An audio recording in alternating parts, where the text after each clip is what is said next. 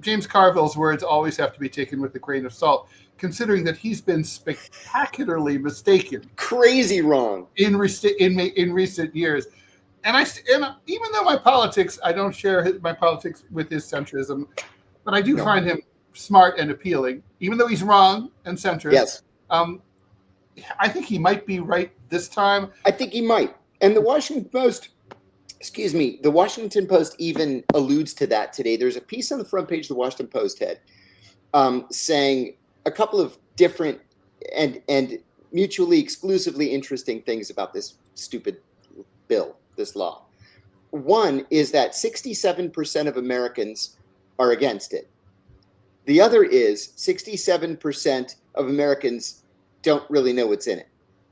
And so now the race is on to define what this thing means. You mentioned just a second ago, for example, no taxes on tips, right? The Republicans brought that up repeatedly at the Republican National Convention in the summer of 24. And so, by God, Congress charged forward, no taxes on tips. If you make less than $25,000 a year and you itemize, which means nobody is going to qualify for it. Nobody who makes that little money itemizes. Nobody. Nobody. I don't even itemize. I mean, I would love to, but I don't own my home. I rent.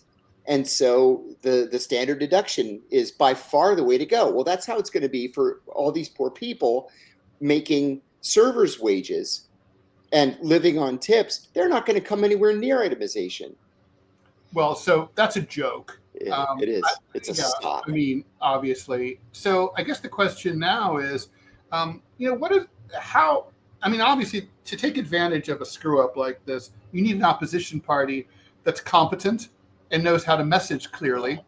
Unfortunately, the United States doesn't have such an opposition party. But let's just say the Democrats were going to do this, and they had some messaging discipline. Carville's saying that Republicans could lose 40 seats next year. I call bullshit on that. I do too. But maybe 5 or 10, and then that would be enough to tip control. That would tip control. I'm with you 100% on that, and I'll tell you why. In 2010, in the aftermath of the Obamacare vote, Republicans were ascendant, Democrats were in chaos, and in the 2010 midterm elections, the Democrats lost 62 House seats. They would have lost the Senate had the Republicans not nominated crazy people in places like Missouri and Indiana and Delaware. But since that election, we've had 2 rounds of redistricting. And so now the district lines, the district borders have been redrawn almost exclusively by Republicans to protect Republican districts.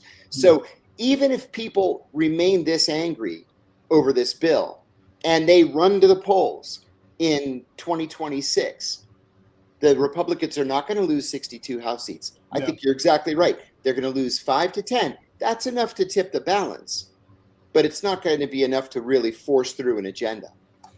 But it does we go into traditional gridlock mode. Yeah, absolutely. No more major legislative achievements for this administration. No, that'll be it, because the Republicans, I'm gonna go out on a limb and make a prediction here. There's no possible way the Republicans lose the Senate in 2026. Agreed with that. Not possible. I don't see how. Mm-hmm.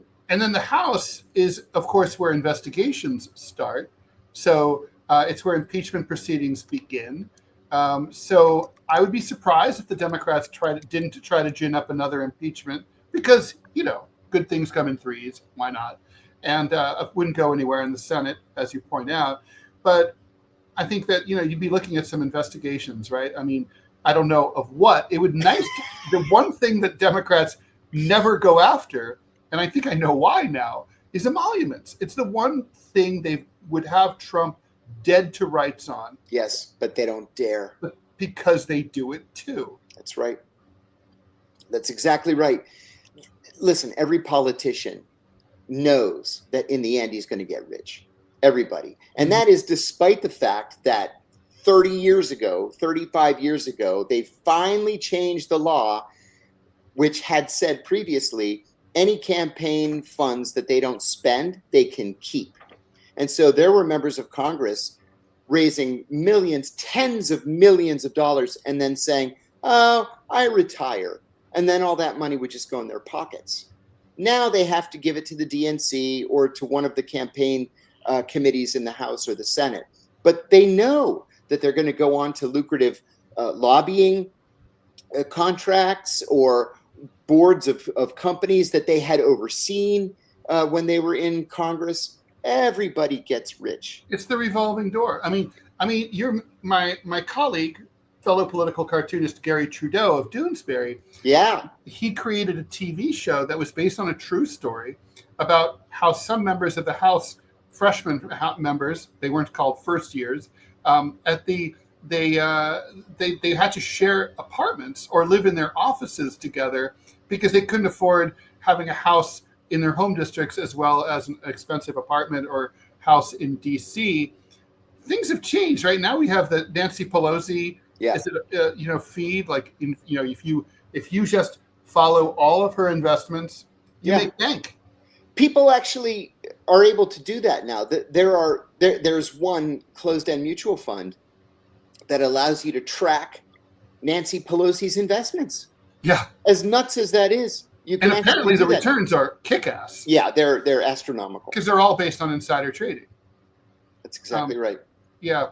I mean, I used to work at Bear Stearns in the mid '80s, and on the trading desk. And I remember just thinking at the time that the whole idea that insider trading was illegal was silly.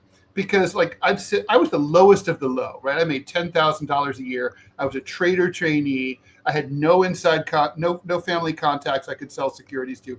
Lowest of the low, and I would sit there and listen to a little squawk box that said like at 11:30 in 3 hours there's going to be a block trade of 300,000 shares of IBM, $3 below the market, and all you have to do to make money is short sell as much IBM as you could put on margin and dump it an hour later, right? Oh, my God. And it's all you have to do. And it takes an incredible amount of discipline not to do that. And every now and then the SEC busts someone for doing that. But I'm like, insider trading is normal. And so, but it does seem to me like it should be illegal among the the political class. I mean, it is illegal. It's when I was at the CIA, we were warned like the week that we were brought on board, right? We were warned not to trade. Mm-hmm. So, for example, we predicted that Saddam Hussein would invade Kuwait. Okay, nobody dared short Exxon. Right. Nobody dared. The instructions or buy oil futures because you would be prosecuted. They meant it too. Right. Mm-hmm. But on Capitol Hill, oh my God, you're free to do whatever you want. Anything you want. I honestly don't think they should be able to buy securities. I agree with you. I think absolutely everything should go into a blind trust, just the way it is with the president. I mean, I think it's Marjorie Taylor Greene who lately has been on a wild bender of sanity. Yeah. And I mean, just today, we're not talking about it today. Just today, I sent it to you. She's comes out. She's proposing a bill to ban geoengineering. Yeah. Shooting schmutz up into the atmosphere. Okay. Good. Yeah. I'm on Team MTG. Sounds good. She also wanted to ban the purchasing of securities by members of Congress. Go MTG. I'm with you. It's crazy, man. But I find myself in complete agreement with her over the last 3 weeks or so. I'm almost embarrassed to say the words out loud. I know. But I feel like it's important to give credit where credit's due. And, it's kind of like if someone was wrong before and they're right now, I mean, that's what you wanted, right? Exactly. So you've got to reward it. It's right. It's human nature to be like, but you were wrong before, so we don't give you credit now, which is totally that's where I go first. That's but nuts. Definitely a mistake. All right, so I guess we're just going to see where that goes. But I think the fight is on next year. The big bet.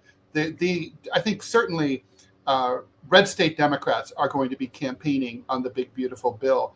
This bill reminds me of nothing else more than the 1981 Reagan budget. I mean, it's my God, this is exactly the same as the 1981 Reagan budget. I was thinking about that the other day. And the thing is we've had all these years since the 1981 Reagan budget to prove that trickle-down economics, supply-side economics, does not work. You can't keep cutting taxes on the rich and on corporations and expect pennies to trickle down to the people who actually need it to live. It doesn't work. Yet here we are, 44 years later, and we're doing exactly the same thing. I just don't get it. No, I mean, it did not work. Absolutely. Now, the other thing is, right, like, correct me if I'm wrong, John. I don't think I am. Wasn't this president elected to get us out of wars and do something about the price of eggs? Yes, indeed. Yes, indeed. Instead, you're just going to die of cancer untreated. I guess you don't care about war once that happens. You know, I got to give Trump credit for one thing. There is a rule in the Senate that you are not permitted to filibuster a budget bill.